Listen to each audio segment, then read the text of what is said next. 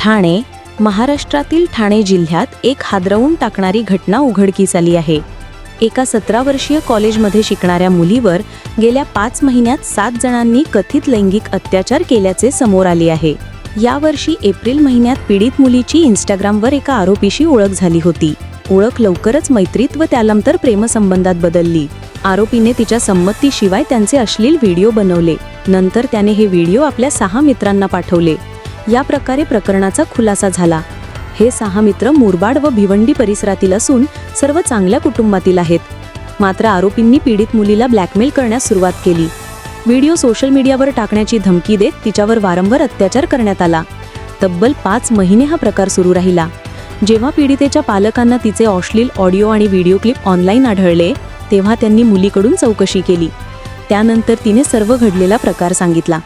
कुटुंबियांनी तत्काळ महात्मा फुले पोलीस ठाण्यात धाव घेत तक्रार नोंदवली। पोलिसांनी 7ही आरोपींना अटक केली असून त्यांना कल्याण जिल्हा व सत्र न्यायालयात हजर केले। न्यायालयाने त्यांना 8 दिवसांची पोलीस कोठडी सुनावली आहे। दरम्यान पीडितेची वैद्यकीय तपासणी करण्यात आली असता ती गर्भवती असल्याचे स्पष्ट झाले। त्यामुळे प्रकरण अधिक गंभीर झाले असून आरोपींवर POCCO कायद्याअंतर्गतही गुन्हा दाखल करण्यात आला आहे। पोलीस उपायुक्त अतुल झेंडे यांच्या मार्गदर्शनाखाली पोलीस पथक या प्रकरणाचा तपास करत आहे। सर्व बाजूंनी तपास सुरू असून समाजात या घटनेमुळे संतापाचे वातावरण आहे।